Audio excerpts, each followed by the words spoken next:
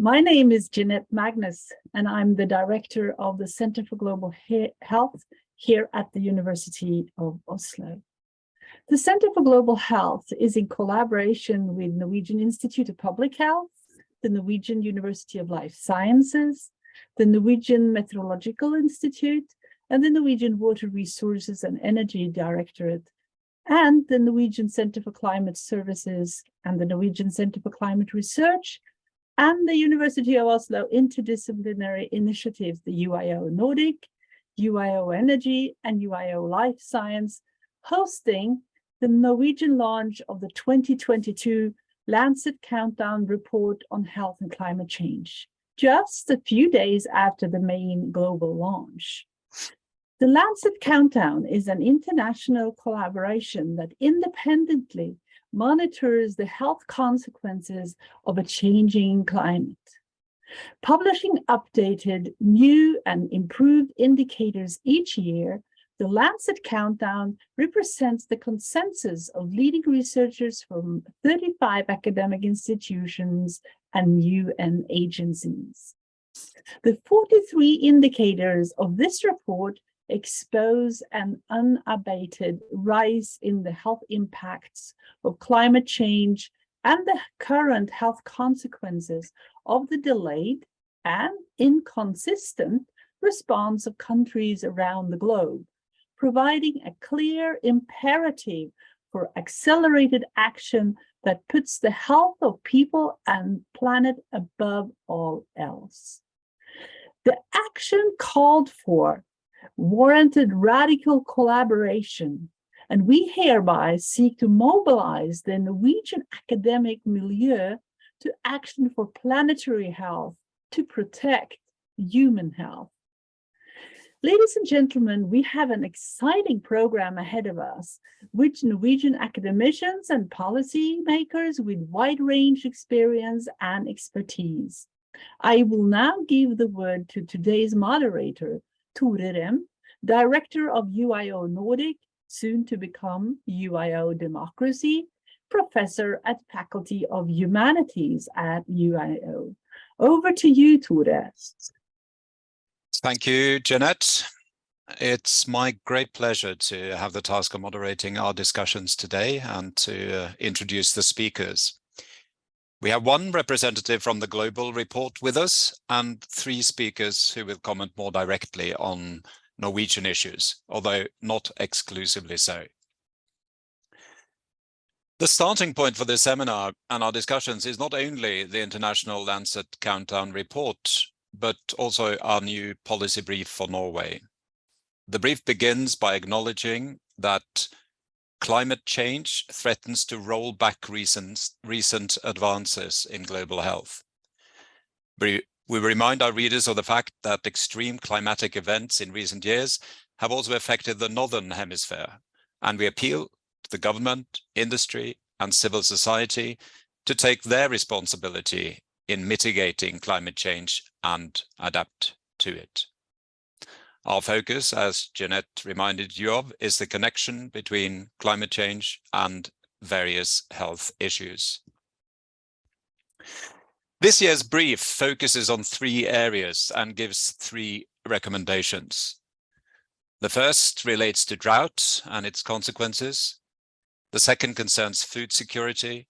And the third considers media coverage of health and climate change. I do not want to anticipate our speakers on the particular concerns of the brief, but would like to note that we, and here I refer to those of us living in Norway, seem to be living in a country where there is a relatively high degree of climate skepticism, and where many find it hard to fathom that climate change affects and will continue to affect us. My hope is that this seminar will prove enlightening and that it will also be an effective call to action. My task is primarily to make sure that we stick to our schedule and to convey your questions to the speakers. But before we begin properly, I would like to remind you of our rules for audience participation. Participants are welcome to interact during the Q&A session by posting questions to the panel in the Q&A box located at the bottom of the Zoom screen. Questions can be submitted anonymously if you wish, and please note this webinar will be recorded. Participant cameras and microphones are to remain inactive during the webinar. Thank you. Our first speaker, Niheer Dasandi, is an associate professor in politics and development at the University of Birmingham. His research looks at the politics of the health dimensions of climate change, as well as the relationship between human rights and sustainable development. He has been part of the Lancet Countdown since 2016 and is co-leader of the working group on politics and governance for the Lancet Countdown in Europe. We're extremely pleased that you can be here to communicate some key dimensions of the international report. Niheer, the screen is yours. Thank you very much, Tori. I'll just share my screen and make sure that's in presentation mode. Okay, so hopefully that's working clearly. So thank you very much for having me. My name's Niheer Dasandi. I'm based at the University of Birmingham, and I'm part of the Lancet Countdown, the global team, and the Lancet Countdown in Europe.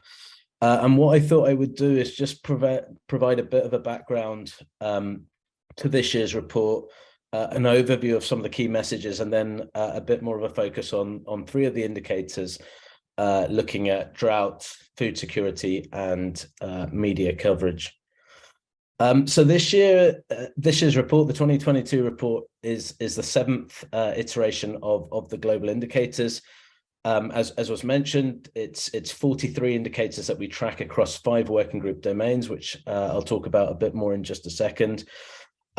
Each year we try to strengthen the indicators we have with the underlying data, the methodologies in terms of the coverage of the countries and temporally as well. We also, where possible, seek to add where we think it would be particularly useful, or where there are gaps. We seek to add indicators, and this year one of the indicators we have looks at the fossil fuel industry in particular, and it looks at the 15 largest oil and gas producers and looks at their production strategy to see to what extent it's in line with the 1.5 degree climate target. As I mentioned, this is the 7th iteration. So since 2015, each year there's been an annual report published in the Lancet, the medical journal.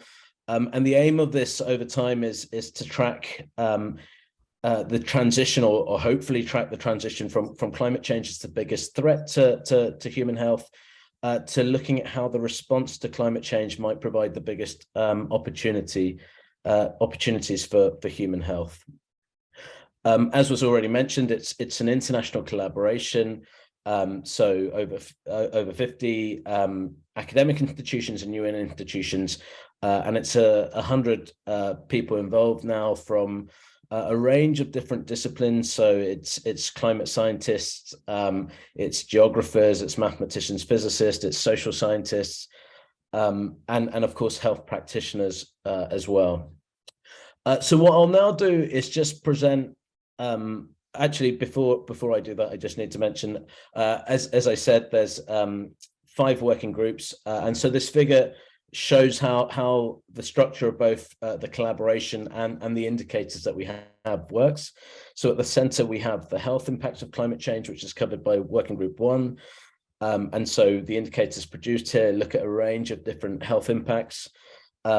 And then coming off at the bottom, we have two of the responses to climate change, well, the health impacts of climate change. So it's health adaptation, and it's also looking at then the health co-benefits of mitigation policies. And then surrounding that all, we have the economic and political context, which are dealt with in working groups 4 and 5. So I'll just briefly mention the key messages that come out of this year's report, and this year we really do have a strong set of messages, which in part just reflect the negative trends we're going to see across some of these indicators. And the first key message that comes out of the report is that a persistent fossil fuel addiction is amplifying the health effects of the concurrent crises we face. And by concurrent crisis, we mean the climate crisis, but we're also referring to, the cost of living crisis, the geopolitical conflict with Russia's invasion of Ukraine, and of course, the fallout from the COVID-19 pandemic. And what we're seeing is climate change is increasingly affecting the health of people around the world.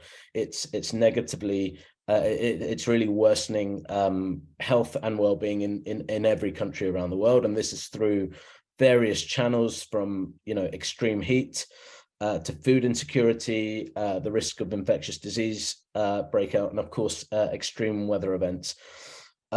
And the delay in transitioning to clean energies, and particularly the lack of funding for this, has left households dependent on dirty fuels and vulnerable to energy poverty, and exposed to dangerously high levels of fuel-derived air pollution.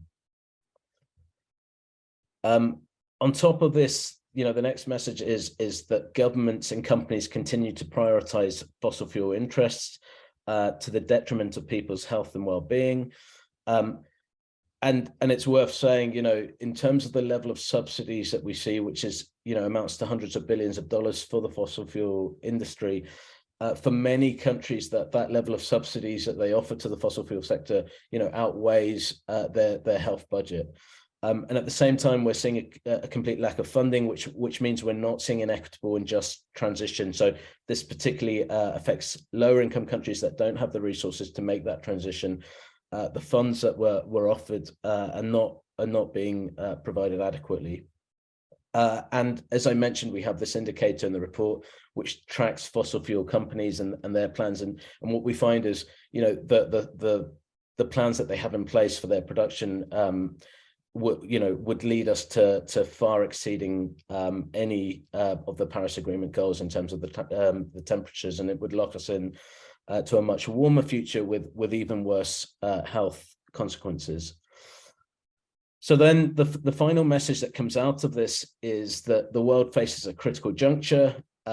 So we have this, we still have this opportunity to switch to a cleaner, more resilient approach with more resilient energy systems, cleaner, healthier lifestyles, and robust health systems.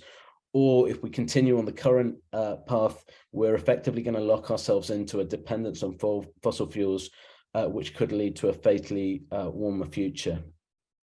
So again, it's this case of, how we address, how we respond to these different compounding crises that we're currently facing.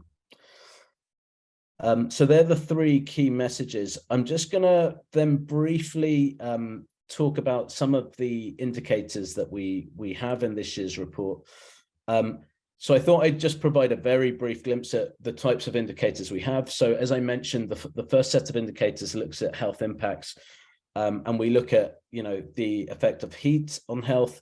We look at extreme weather events. We look at infectious disease transmission, and we look at food food security and undernutrition. And I'll just say a bit more about the two of these indicators, which look at drought and which look at food security. So the headline finding is, on average, 29% of global land area was affected by 29% more of global land was affected by extreme drought in that should say over this period 2012 2021, then in the 1951 to 1960 historic baseline. So climate change alters hydrological cycles, so it tends to make drier areas much drier and wetter areas much wetter, and so it poses a number of risks for people's health, and that's threatening drinking water supplies and sanitation. It's affecting crop and livestock productivity. It enhances the risks of wildfires, and it also leads to forced migration, which carries with it additional health risks. And climate change is in altering global temperatures and rainfall patterns. It's really affecting those cycles. So this indicator uses a 6-month standard precipitation and evapotranspirational index, and it captures changes in the extreme meteorological drought due to precipitation and temperature changes compared with this historical baseline. And on average, we find that 47% of global land area was affected by at least 1 month of extreme drought each year, and up to 29% from 1951 to 1960. And the areas that were particularly affected, as you can see from the map that's in the figure, is the Middle East and North Africa, where 41 million people lack access to safe water, and 66 million lack basic sanitation. And so, these areas were particularly affected, whereby some of these areas experienced 10 extra months of extreme drought. So that's one of the indicators produced, which is on drought. In terms of looking at food security and undernutrition, this indicator, it's another quite complex one in that it has 3 separate parts. So it looks at crop yield potential, it looks at marine food productivity, and it looks at food security insecurity. So in terms of the crop yield potential, the indicator tracks the association between temperature and crop yield for the major food crops. So it's maize, wheat, rice, and soybean. And effectively what it shows is that over this period, the increase in temperature has meant that we've seen much shorter periods for crop yields in those areas, which again has a hugely negative effect on food insecurity. In terms of food insecurity itself, the indicator combines heat wave exposure and during the crop growth seasons, as well as self-reported surveys on food insecurity for 103 countries. And again, what we see is hugely negative effects. So the headline finding again shows that 98 million more people are reporting moderate food insecurity. The third effect is on the third part of the indicator is marine food productivity.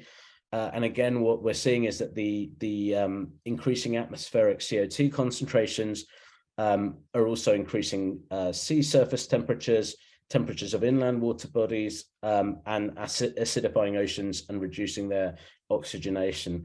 All of this means that we're seeing, together with this shift towards farm-based fish products, what we're seeing is fish that, food products of lower nutritional quality, and climate change putting marine food at risk as well. And again, what we're seeing is hugely negative trends. We're seeing an increase of sea surface temperatures by 0.7 degrees Celsius compared to the 1980-82 baseline. I'm not going to talk about all of the indicators. I'm going to talk about one other indicator, but I thought, again, it would be worthwhile just broadly presenting the different sets of indicators we have in the report. So the second set looks at adaptation and resilience. I think we're going to hear a bit more about that in the context of Norway's assessment and adaptation plans. We then also have a set of indicators that really look at this issue of health code benefits of mitigation. It focuses on areas such as the energy system, on things like air pollution, on transport and food and agriculture, and what those shifts, the health benefits of shifts in those areas and mitigation actions in those areas would mean. There's also, as I previously mentioned, a set of indicators that look at the economic impacts of climate change and its mitigation, and also the economic implications of transition as well. And then finally, the last set of indicators tracks public and political engagement across a number of different domains, from government engagement, from scientific engagement. And I'll just say something more about one of our indicators, which looks at media coverage. And we heard earlier about, this issue of climate skepticism. And one of the reasons it's so important that we do see this media coverage is because we know that newspapers can shape public understandings of climate change and health through their influence on the readers, as well as on the wider political agenda. And so this indicator looks at 37 countries. It looks at 66 newspapers in 37 countries. including China's People's Daily. And so it's based on a search across those in several languages, in English, in German, in Spanish and Portuguese, and in Chinese. And it looks at the extent to which we find newspaper articles in the year that refer to health and climate change. And what we're finding is a steady increase in the number of articles that are engaging with this issue. So we find, over 14,000 news articles in 2021 dealt with health and climate change. Although, again, it's worth noting from this figure, you'll see it's still a relatively small proportion of articles that deal with climate change that then refer to the health implications. And in terms of obviously the total coverage of both climate change and health across news stories, it's still a really small proportion. And so while we're seeing improvements, there's still a way off in terms of deeper engagement. So just to sum up, three key messages from the report. The first, that the persistent fossil fuel addiction is amplifying the health impacts of concurrent crises. The second is this prioritization that we see from governments and from companies to subsidizing the fossil fuel sector, which has detrimental effects on people's health, particularly when we consider that those subsidies in many countries outweigh the total health budget.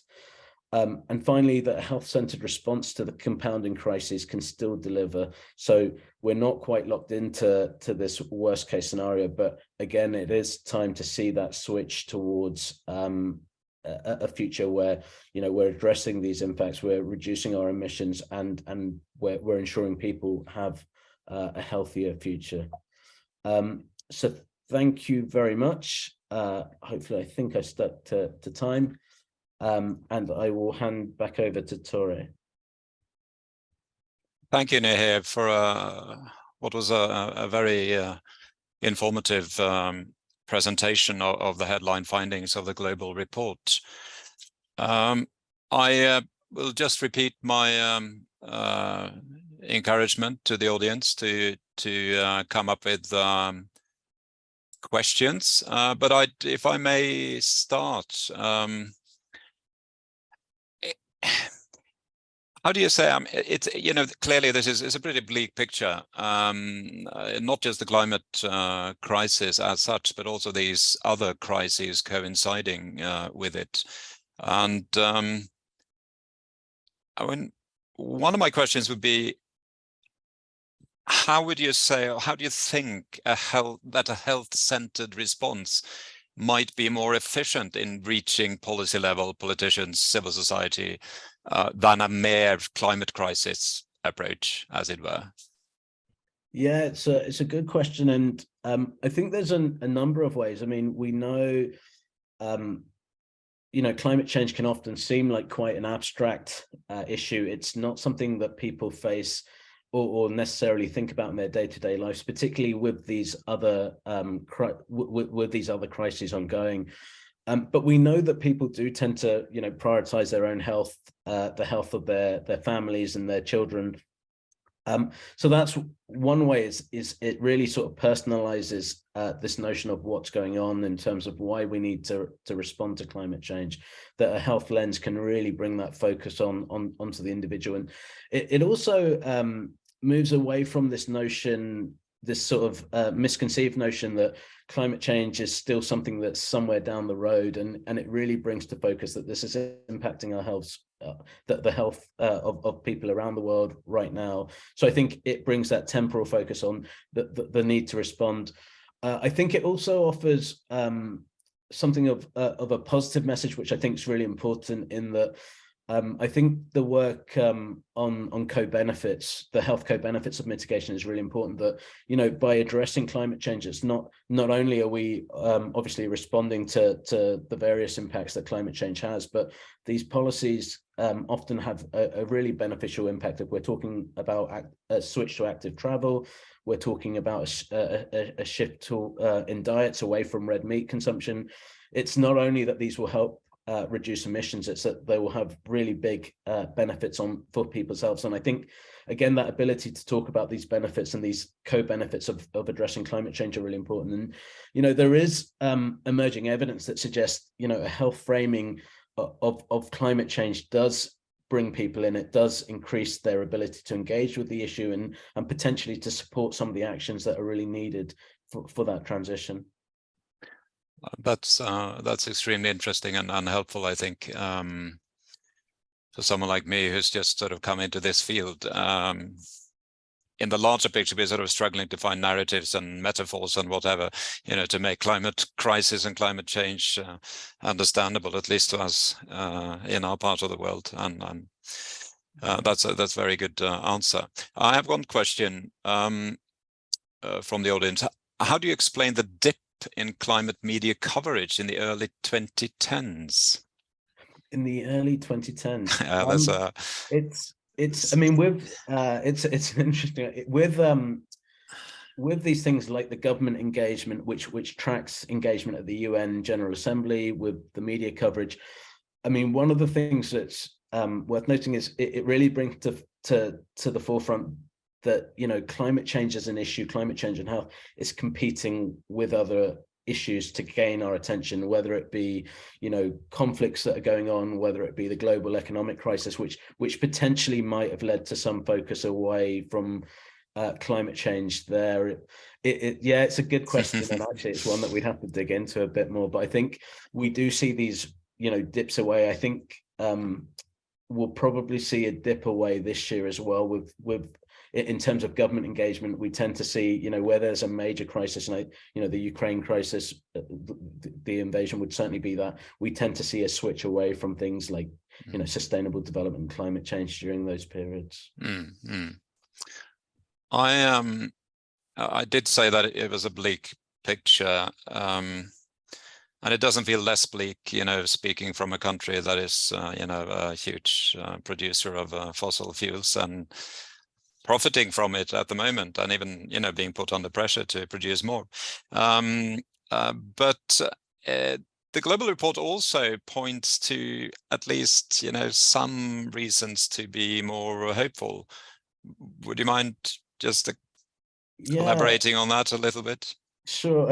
I mean, I think in saying that it's worth, I think there are some reasons to be hopeful. I think the overwhelming evidence of negative trends, though, like it's not proportional. I think, you know, the worrying trends are really in place right now. But what we do see is with those fifth indicators, which is the group that I'm involved with, which looks at public and sort of political engagement across a range of domains. We are seeing, as the media coverage shows, we are seeing at least an upward trend in terms of greater engagement, particularly within the UN. We saw last year over, you know, 60% of governments that spoke at the general debate of the UN, which is the main speech that they give to outline foreign policy priorities, you know, made reference to health and climate change as an issue, and you know, the health dimensions of climate change, which is partly driven by the pandemic and this growing focus on what this means, and people using the pandemic, even if it's not always completely accurately, but as a sort of metaphor for health and climate change. So we are seeing greater engagement by the media, by in terms of scientific research. We're seeing one of our indicators tracks papers that are published across a range of issues linked to climate change and health. You know, it breaks it down by adaptation, mitigation issues, and we're seeing again an increase. So what we're seeing is, in terms of engagement, we are seeing from governments, from the media, from academics in particular. Individual engagement is still quite low, but we're seeing we're certainly seeing growing engagement, which is a sign to be hopeful. But you know, one of the things for us to consider is then how do we turn that engagement into action? I think is really key. How do we translate that into something that then addresses what is, you know, really worrying trends across the other set of indicators that we have? We have a couple more questions, but I think just one brief one with a brief answer, if you don't mind, and then you can respond in you know, by typing to the other one. By experience, reduction of fossil fuel subsidies often lead to social unrest in poor countries. How best to help them? Yeah, and I mean, this is where the commitments from richer countries to help provide some of that support needs to come out. There is that commitment in place, but we're seeing very little funding. In practical terms, we're seeing very little funding being offered for poorer countries to make that switch. So I think, to keep it brief, that's where we need to see much greater support for countries in providing that transition. Mm-hmm. Well, thank you so much, Niheer. We have to move on. A tight schedule here. And now on to the first Norwegian speaker addressing Norwegian issues in our policy brief. As Kristian Rødland is an infectious disease specialist who currently holds a position as a senior medical officer in planetary health at the Norwegian Institute of Public Health. Please, Kristian. Thank you very much, and hello everybody. I'm very happy to see so many people attending this session. Just give me a second, I will share my screen. I have a few slides I want to show you. I'm just going to give a brief overview of the Norwegian policy brief that was published just a few days ago. Does that look okay? Yes, I see you nod, so that's perfect. Yes, thank you. I will just give you a brief overview of this policy brief that we wrote this year, and tell you a little bit about the background for that. The Norwegian Planetary Health Network was invited to write a policy brief last year in 2021. And the network has actually expanded quite a bit after that. And today you see all the members in addition to the Lancet group on this slide, which is the University of Oslo and the Public Health Institute in Norway, which I represent, the Norwegian Water Resources and Energy Directorate, CICERO, which is the Center for International Climate Research, NMBU, which is the Norwegian University of Life Sciences, also the Norwegian Center for Climate Services, and the Norwegian Meteorological Institute. So it's truly a cross-disciplinary group with a lot of interesting discussions, and we have all contributed to writing this policy brief this year. I just have to remove, I have on my screen this, it's okay. I heard that Jeanette said it was 43 indicators that Lancet provided to us this year. So maybe I miscalculated. I have written 42 on this slide. It doesn't matter. But we, after careful consideration, decided to choose what has been mentioned previously: the indicator drought, the indicator food security, and the indicator media's coverage of health and climate change. And the reason for that is that for last year's policy brief, we chose floods, and Norway is, of course, a weather country, you can say. It's a lot of both rain, snow, but also, unfortunately, increasingly longer periods with dry weather and warm weather.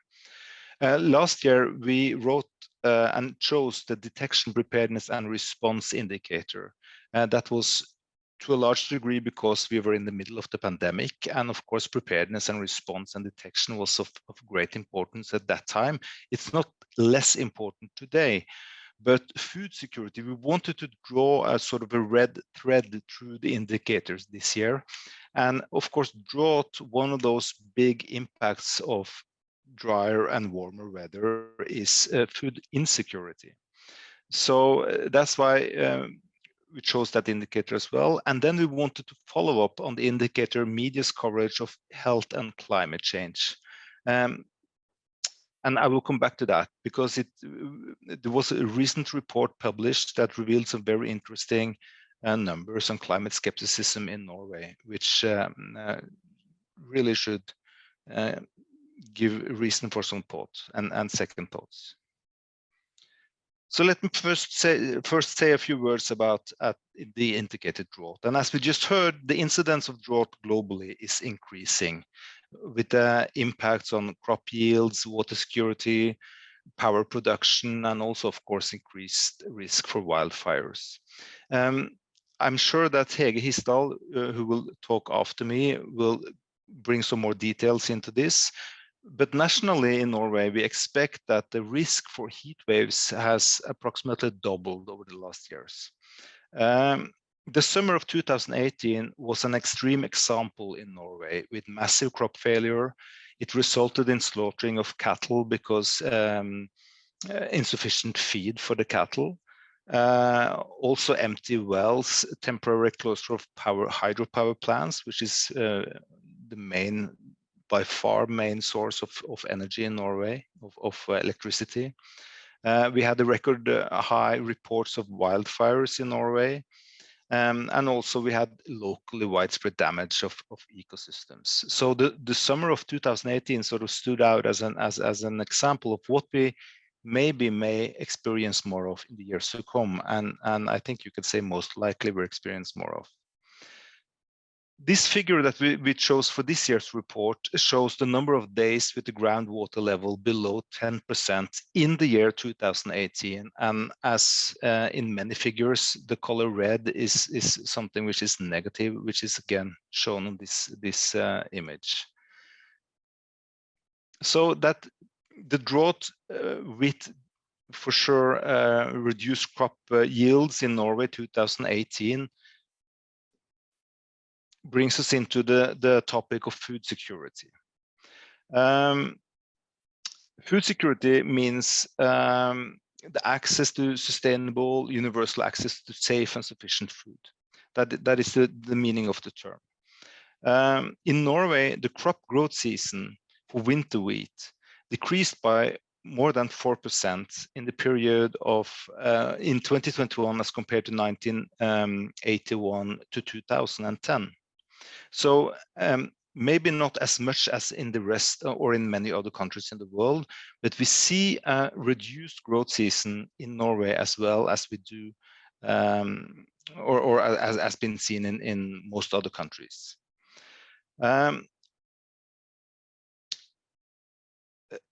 The global food system contributes significantly to climate change and is responsible for almost 40% of greenhouse gas emission. And also, as been mentioned by Niheer earlier, is that the production of red meat and dairy products is the main contributors to this greenhouse gas emission. So we have a co-benefit on the health for people also in Norway. Reducing red meat and dairy, it has impact both on the greenhouse gas emission and also on the health on an individual and population level. Self-sufficiency is a crucial point when we talk about food security. Norway is self-sufficient on meat approximately 95%, and fish, a little bit surprisingly, maybe only 80%, but still it's a high number. But Norway is increasingly less self-sufficient in grains, 36% in 2009 as compared to 22% in 2019. And increasingly less in vegetables as well. In 2019, we were self-sufficient on vegetables 46% and fruits only 7%. This implies that Norway is heavily dependent on import of food, and particularly plant-based food. In 2018, the extreme summer I mentioned, we had a 5% reduction in overall food self-sufficiency in Norway. It was 45% in 2018 as compared to 50% in 2017. Of course, we have to consider where Norway is placed geographically, and only 3% of the land in Norway is arable, which just underscores the importance of import, and Norway is therefore vulnerable also for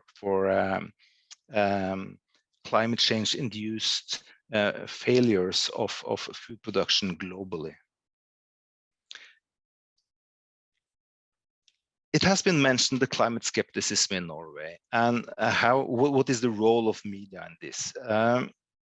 Doubts regarding the existence of climate change and its drivers, the human anthropogenic drivers, can hinder legislation and the adoption of sustainable solutions. This report I just mentioned, the Perita report that was launched or published in August 2022, concluded that only 27% of the Norwegian population acknowledged current national impact of climate change. And maybe even more surprising is that almost 25% of Norwegians, they reported not to believe that there were anthropogenic causes for climate change.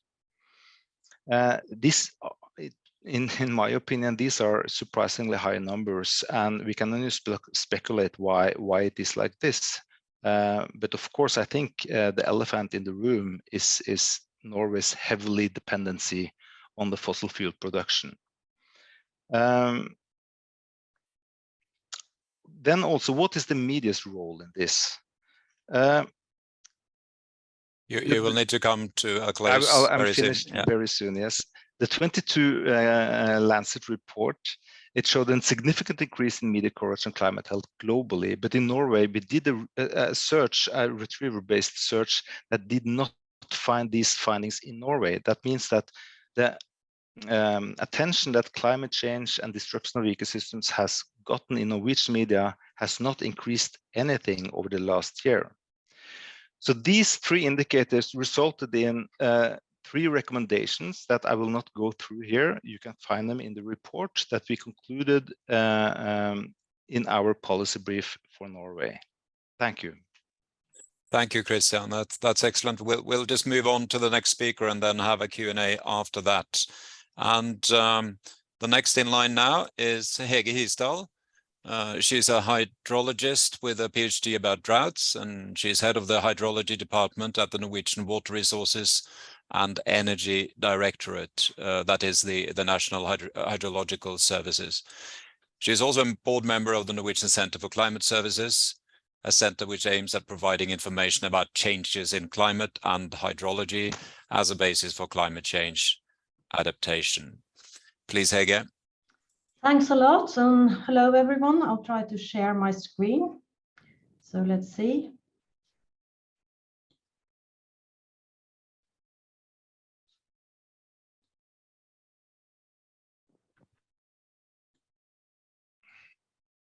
Can you see my screen now? You can. Oh.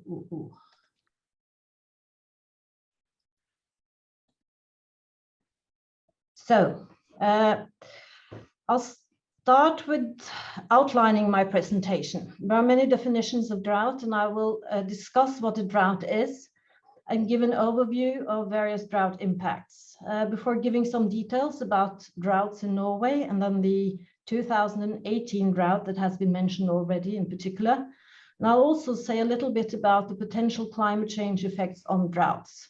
And finally, I will give a few recommendations. As a private person, I might be delighted about warm and sunny weather, and even without having any restrictions in my water consumption. Farmers in the same region might experience a very severe drought with high economic losses.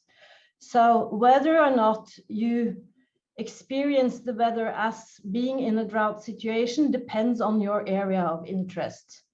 It also depends on climate. On the figure on the top, you can see a boy playing at the flood bottom at a river in Java that is completely dried out. But if this happens every year, this might not be experienced as a drought.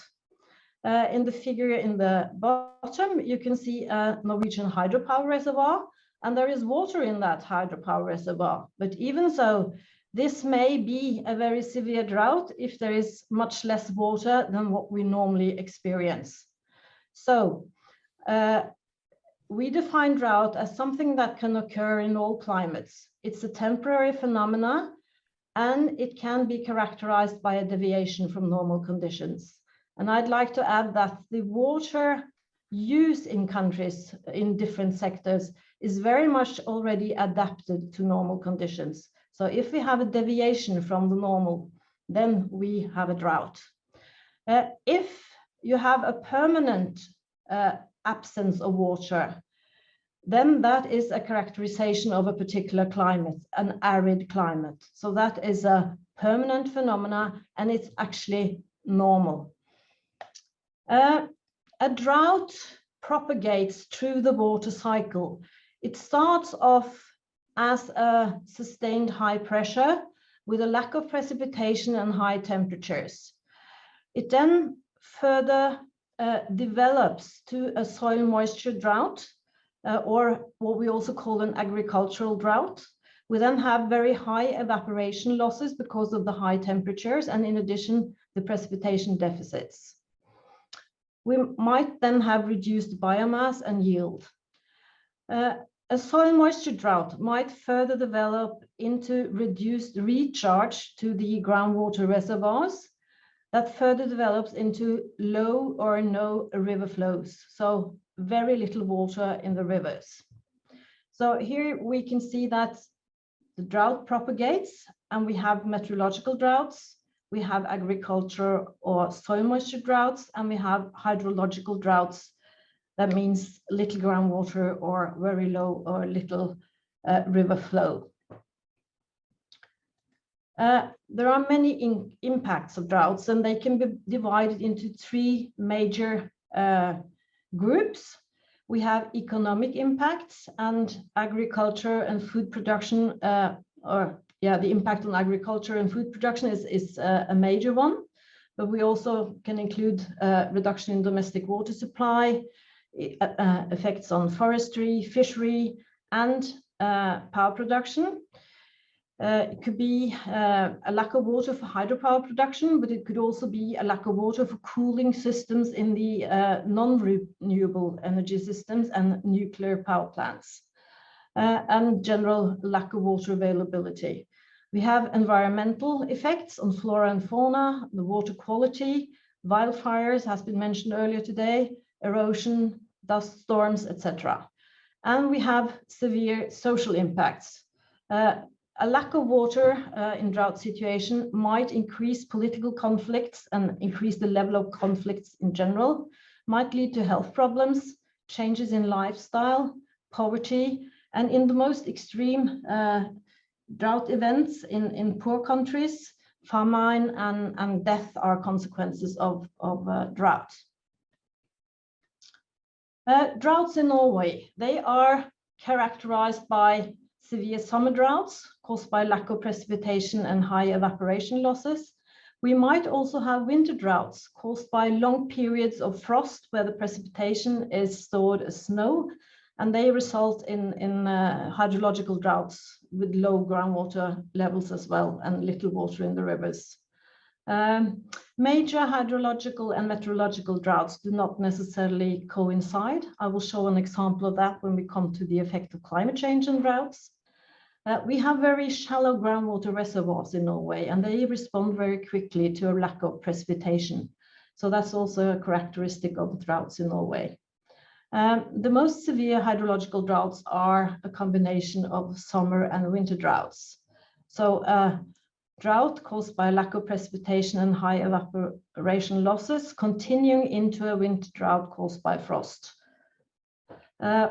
We very rarely have multi-year droughts, so droughts lasting several years. We expect that we will have more severe hydrological summer droughts in the future. I'll come back to that. And major consequences of droughts in Norway are related to agriculture, hydropower, water supply and wildfires, and eventually health impacts. The summer of 2018. The drought was in particular a challenge for farmers, and as you can see from this newspaper heading, it states that the summer of 2018 was a nightmare for the farmers. So what caused the 2018 drought? Well, it was caused by a blocking high pressure over southern Scandinavia. So we had only 60% of normal precipitation for the 3 months, May, June, and July in southern and central Norway. And we had very high temperatures, in particular in May and July, that caused high evaporation losses because of the high temperature. And this then eventually led to low river flows and groundwater levels and a lack of soil moisture, so a soil moisture deficit. And this figure has been shown earlier today, so I will go on to the next one. Talking about the consequences of the drought in 2018. So agriculture was a major loser. There were production losses for approximately 5.5 billion Norwegian kroner, where only 2 billions were covered. So of course that was a major stress to farmers in Norway. There were lots of forest fires, restrictions on domestic water supply, empty wells, damages on ecosystem, and increasing energy prices. Let's then have a look at a figure illustrating the potential changes in summer drought duration in the future. So here we compare the period 2071 to 2100 with the past period 1971 to 2000. So a difference, 2 30-year periods with difference of 100 years.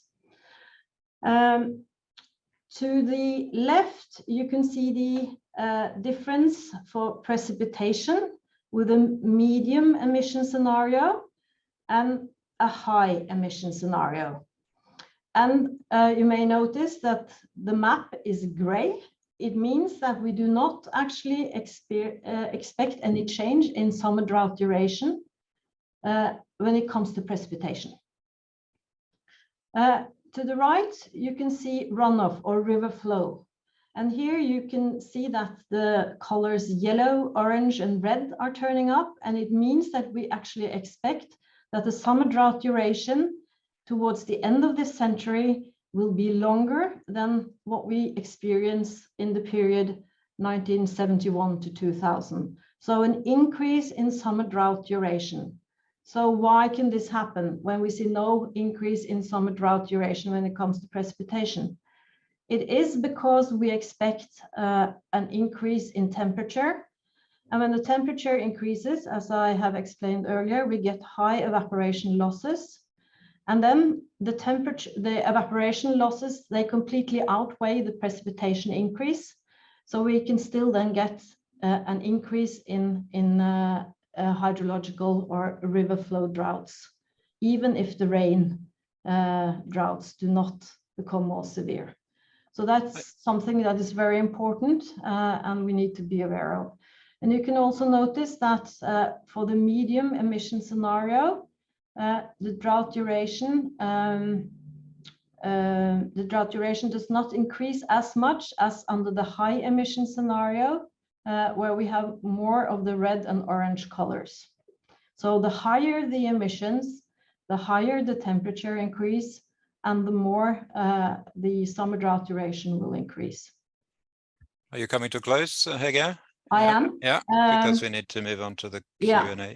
So droughts in Norway in the future, I already explained, little increase in summer precipitation and large increase in temperature and evapotranspiration. We will get more severe summer droughts. And of course, then also all the consequences will increase.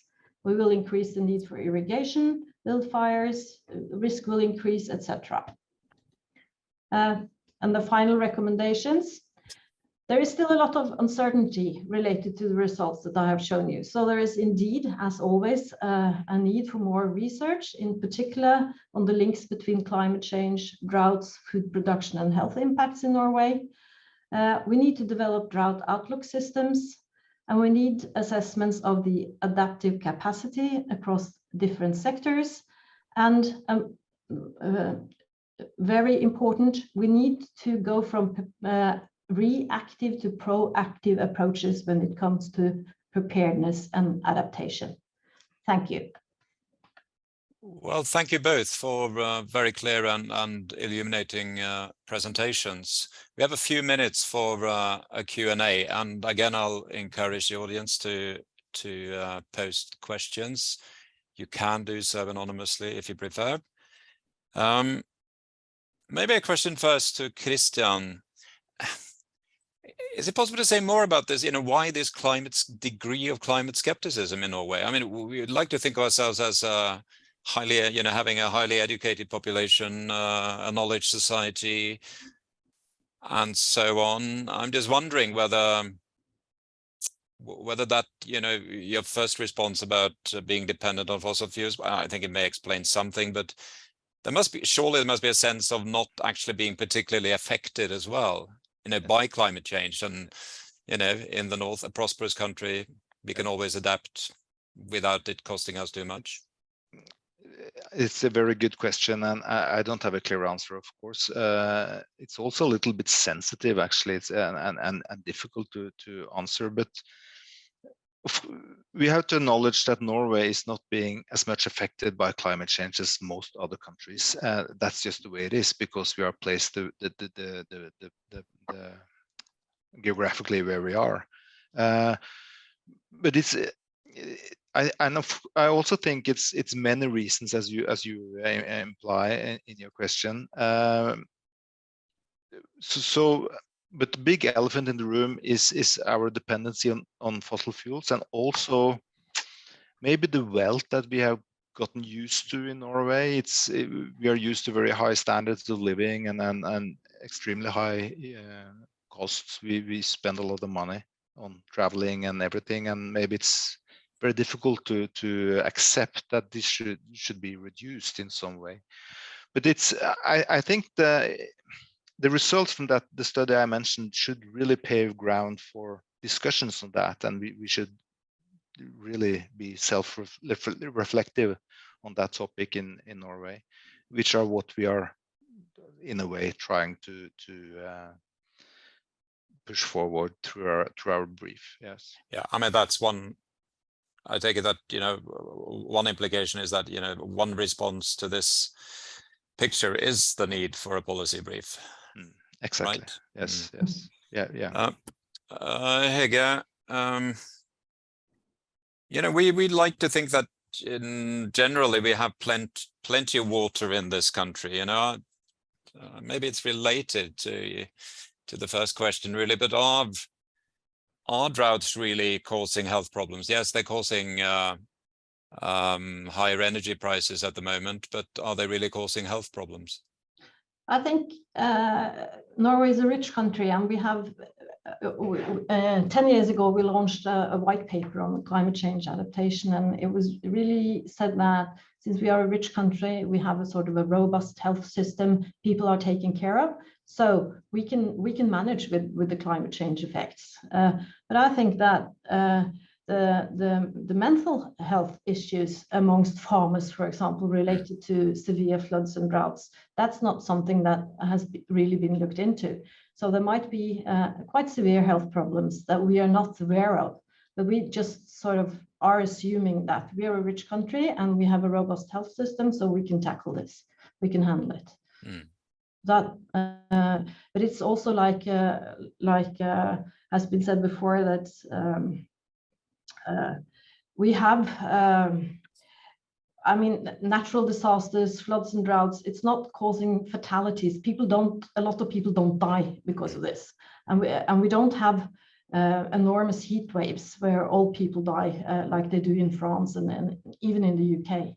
So we are lucky being this far north, and we are lucky that we live in a rich, that we have in a robust and rich society. I have one question from Bernadette Kumar. Niheer mentioned forced migration in the context of drought. Migration is an independent determinant of health, however, in the Norwegian context, it seems to have, been forgotten.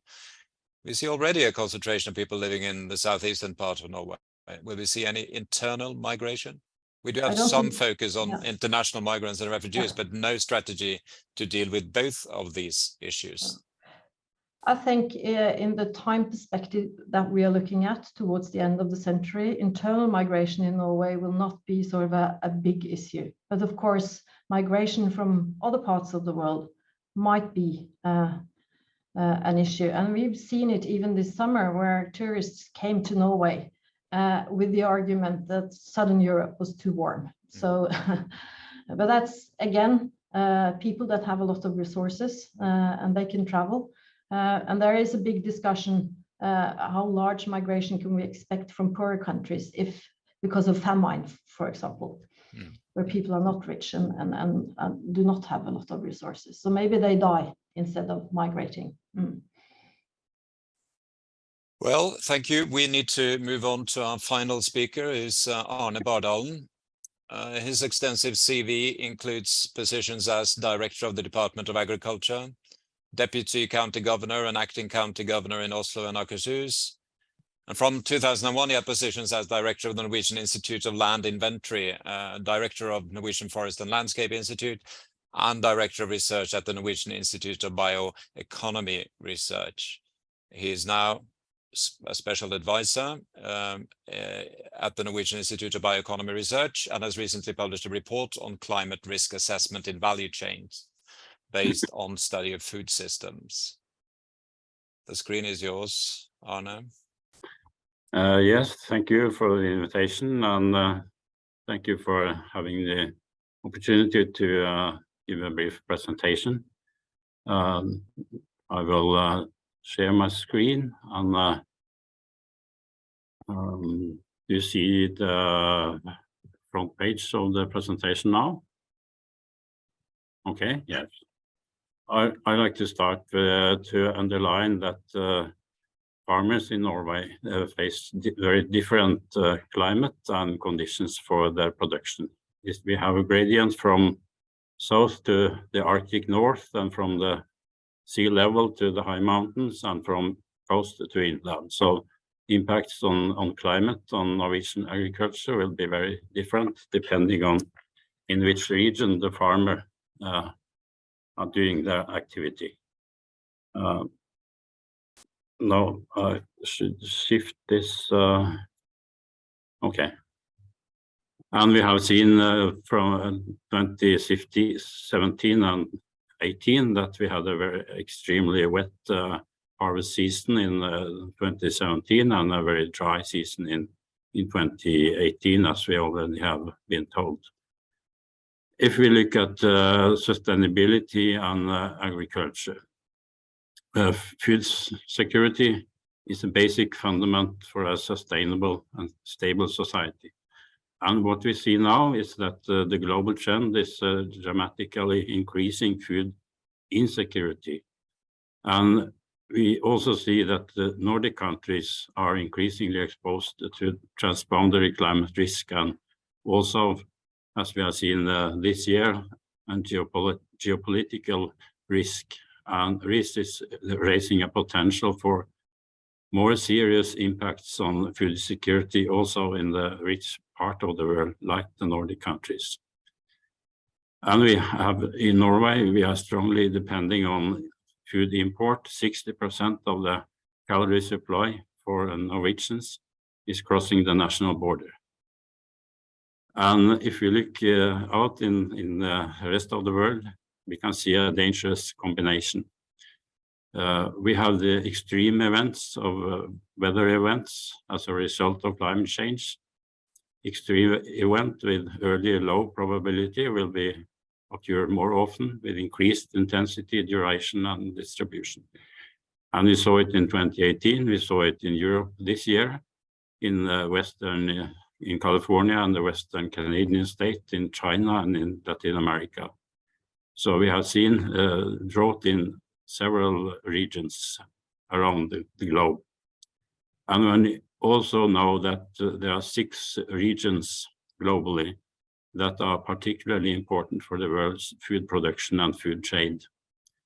And the risk picture is what the IPCC also has told us, that the risk of simultaneous climate shocks in the world breadbaskets are increasing. And if we have such events, then it will have a dramatic effect on global production, which can also disrupt the world market for food and feed. When we are dealing with the climate change and challenges. We have to understand that this is complicated. It's a question of balancing. We have to follow and deal with a number of challenges. And number one is to produce enough food, stable production of food in a changing climate. And then climate adaptation is also an important priority to be able to increase the food production. And to make the adaptation challenge doable, we also need, of course, to reduce the emission and to increase the carbon sequestration and carbon storage. So this is not a prioritized list. It's three challenges that we have to deal with, and we need to find a good balance between this. And then we should also underline that we need to better understand risk and uncertainty, climate risk, geopolitical risk, and the impacts this will have on the food system supply, including the transition risk if we do implement the climate mitigation measures that have some unintended effects on the ability to increase and continue stable food production. I will underline that analysis for climate risk and adaptation to climate change in food production requires both a short and a long-term perspective. Many discussions have quite short perspective, and the Norwegian discussion of storage capacity is an example on that, because the short-term risk is related to sudden and dramatic effects that lead to supply failures, demand shocks, breakdown in logistics, imbalance in supply chains, and then to increase the national storage capacity for example, food grain is part of the solution. But maybe more importantly is to understand that climate change is a permanent change, and that will impair food production and have a potential for disturbing global food and feed production, trade, international trade, logistic systems, and threaten the basic function of food systems. And the solution then is not storage capacity, but it's building resilience in the national food system. That's the solution. And that solution, of course, includes also storage capacity for grain, but also for other needs to contain a stable food production system. As was mentioned in the introduction, we published recently a report on climate risk in the value chains. The focus on that project was primarily to develop methods for the analysis of climate risk in value chains, but we found that the food system was very good for doing such analysis, because the food system and the food-based value chains are directly exposed to climate change, and climate change will also affect the whole value chain. And the food value chains are also strongly interconnected with other value chains and cross-sectoral effects on climate change. So we use scenario methods and based on the high emission scenarios. Of course, the conclusions are quite obvious. Climate change harm production of food and feed globally on land and in marine ecosystems, and we should be prepared for more frequent harvest failure. And it's also very important to understand that when we combine climate-related harvest failure with other risks, then the impacts will be much more severe on the food security and food system. The findings from our report, and it's very much in line with what's said in the Lancet Countdown report, It's important to remember that 98% of the world's calorie supply comes from agriculture. It's produced on the land. 60% of the energy supply in Norway origin from other countries, and 65% of the food import comes from the EU countries. And we have seen how strongly affected Europe is by the drought and heat waves, especially this year, but we are also be prepared that that situation will be more frequent in future. So Norway is highly exposed to the effects of climate change on production of food and feed in other countries. But also climate change will make food production in Norway more challenging. But it's also a fact that the climate change will provide opportunities for increased and more diverse food production. Seafood and food security. In Norway, it's often said in the debates on food security and self-sufficiency that we have so much salmon in along the Norwegian coast, and that's correct. But climate change also affects the marine ecosystems severely. When that's a long-term effect. Ocean warming, acidification, loss of oxygen, nutrient reduction, reduced productivity have effects on the reproduction and lead to migration of fish stocks. And climate change increases also the climate risk in the aquaculture. And the vulnerability of the Norwegian aquaculture should also be assessed in the light of the 92% of the fish feed is imported, and 80% of the proteins and oils are vegetable. So fish for agriculture is highly exposed to transboundary risk and market failure and political instability.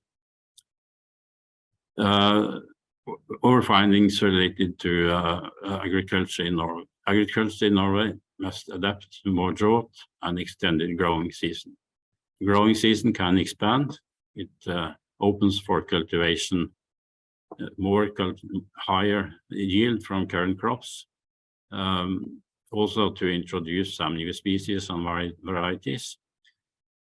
But of course, as mentioned, more frequent and longer drought periods can also reduce the potential in the dry seasons. But we will also have wet seasons, more rainfall, increased and more intense rainfall, and this will have negative effects on the production. Delayed sowing time, shorter growing season, lower yields, difficult harvesting conditions, leaching of fertilizers and erosion. And it will damage the quality of the products. Smaller part of the grain harvest will become food grain in wet harvesting seasons. Rain will also have impacts on soil damages and reduce the soil's structure, quality, and ability to infiltrate and store water. And it also impacts on the, let's say, the welfare of the animals, because heavy rain will also give poor conditions for grazing animals. In this report, which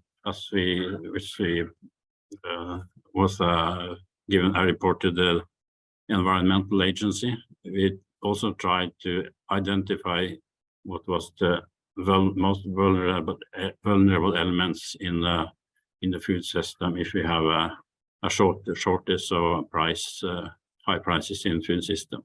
And that was institutional capacity, food security, impacts on groups who have inadequate food budget, and that will also have effects on social groups' health and access to a healthy diet, and consumer confidence can also be the victim of failing food security, and that can lead to cascading effects like hoarding, social unrest, and having impacts on the political decision making. So when the food security in the world is at risk, we know that declining production in the warm south, that Nordic agriculture can cope better with the effects of climate change than countries in the south, and then we need to adapt to increase production to take care of the agricultural land and also the farmers. And to conclude, what's most important, we need to strengthen the knowledge on the effect of climate change on food production. We should do regular climate risk analysis involving all factors in the food system and communicate risk in the whole food system. And I think this is very good in line with the recommendations in the Lancet Countdown report. Focus on knowledge, on communication, and efforts to increase the knowledge of effects of climate change in the political environment and also among the general public. And at last, we should analyze crisis and preparedness in Norway. Then we should take account of the unforeseen scenarios. Thank you. Thank you, Arne, for yet another consciousness-raising presentation, if I may call it that. I'd like to welcome really all speakers in for this final Q&A. But let me start, and let me also encourage the audience again to post questions. We have a couple waiting. Well, let me start by asking you, Arne, I mean, I think one message here is vulnerability, and even here or also here, we are vulnerable. And we know that the government has prioritized grain storage capacity and increased self-sufficiency as measures to improve national food security. But is this enough? And what is your assessment of these measures in light of the effect of climate change? I think storage capacity is a key to deal with shocks, disruptions in supply chains, but it's not the solution. And the public debate has been too much focus on the storage, grain storage as the solution, and that's not. That's only a part of the solution. More important is to have a production in Norway, which is robust, resilient production in Norway, a resilient food production system. That's the best way to ensure that we have a high level of food security in Norway. And that's also related to these permanent changes that you outlined, right? I'd like to read out a question from Francis Maguire. How will climate change affect trade between Norway and countries more vulnerable to climate change impacts? And how will these knock-on effects affect health and livelihoods? Do we have a volunteer to respond to that question? I think we should be more aware of what's called the transboundary climate risk, because when 60% of the calories we are eating in Norway are produced in other countries, then we need to have a capacity to follow what is happening in other countries, and especially at our most important trading partners. The fish feed, for example, is imported from Brazil, and Brazil is also exposed to climate risk, but also logistics, because the transport of soy from the inner parts of Brazil down to the harbors is also exposed to high risk. Others? I mean, well, the message is, we live in an interconnected world, really. and this will affect us as well. I was really struck by those figures when it comes to fish feed and so on. But and there's another question from one of our anonymous attendees. Norway is 80% self-sufficient with fish. Does this number assume that Norway is able to control Norwegian seas and protect them from foreign fishermen?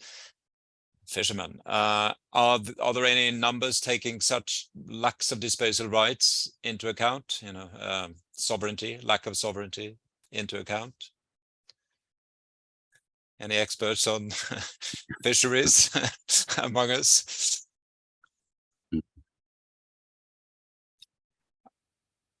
I suppose it does. I mean, it assumes that the current regulations are in place, right?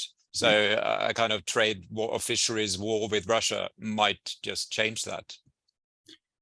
Yeah, and it's a risk. I mentioned that fish stocks might migrate into the Russian zone, and that can give us new challenges if the Russians then demand us to renegotiate the agreement.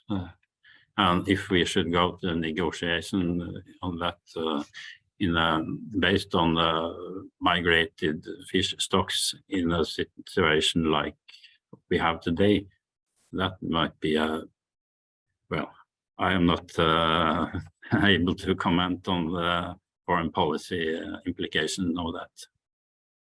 It just strikes me as interesting that, okay, so there are at least two major export industries in this country, and one of them is oil and fossil fuels, oil and gas. The other is actually fish, salmon.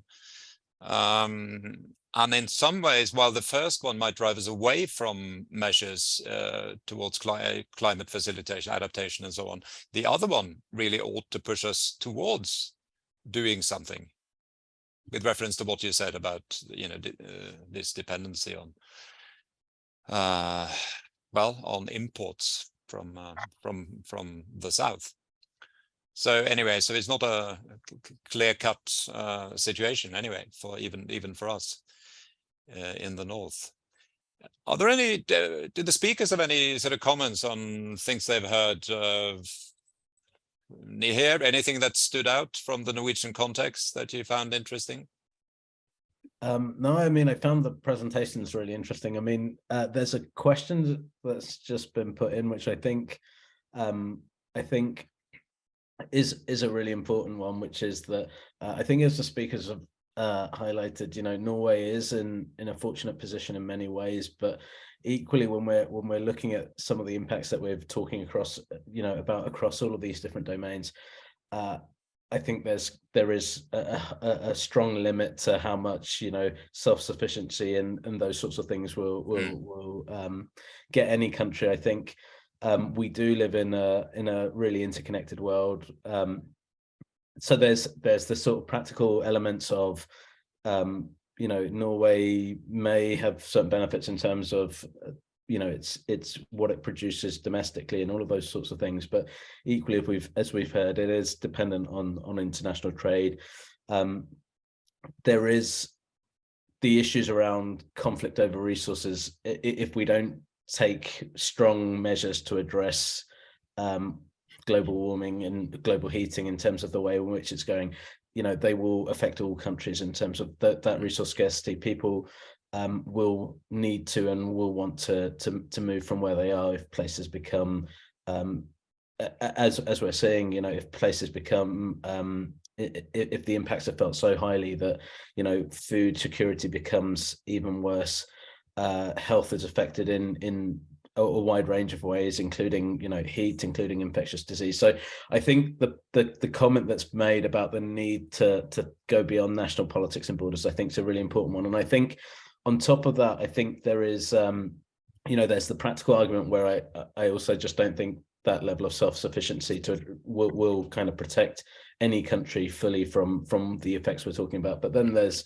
the moral argument as well, as a wealthy country, as part of the industrialized country in which those of us that live in the global north have hugely benefited from what is unsustainable levels of emissions we've benefited through our lifestyles, the things we have access to, and so there is a moral duty to act to ensure that those countries that have contributed least, who are already feeling these effects in terms of infectious disease spread and longer seasons of things like malaria, in terms of food insecurity around the world, in terms of the effect of heat and heat waves, all of these things. So I think there is probably the moral imperative is the one where we really need to see action from wealthier countries.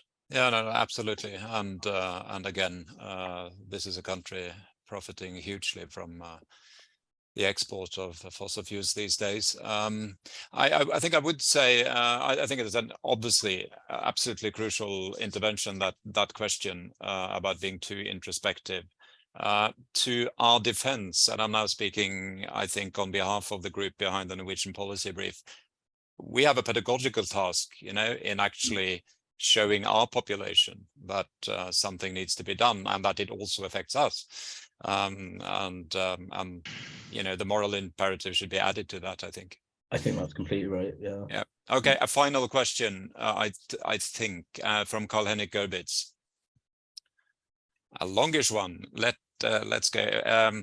It would appear obvious to regard drought and heat waves as something that just happens, that it cannot control, other than long-term reduction of emissions. But in fact, we may put ourselves in a position to better handle such incidents, in particular drought.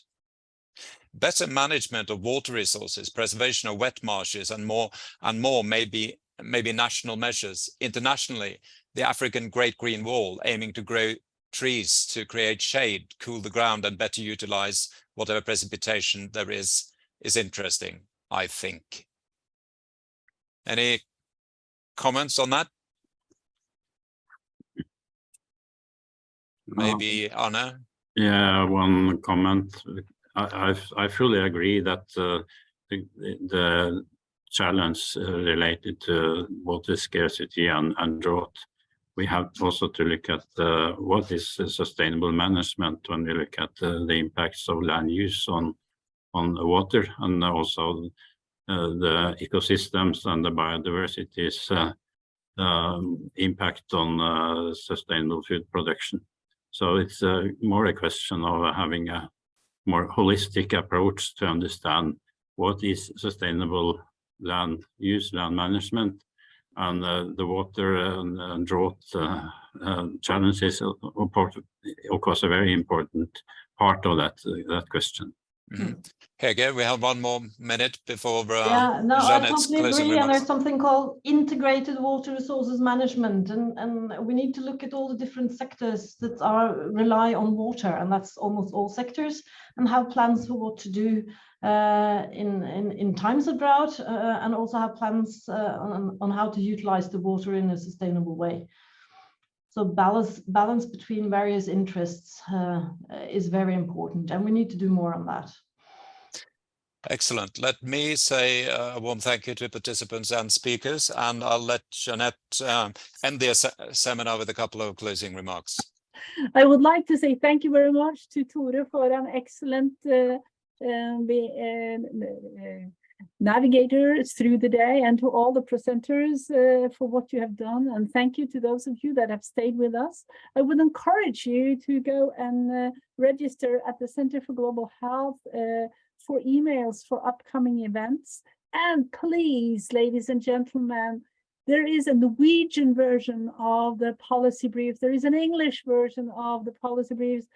Send them off to your local politicians. Send them off also to those that live close by you, that is engaged in national politics, because, as was emphasized by Arne, it's the perspective where we live that we look at this and how we feel that this is actually important.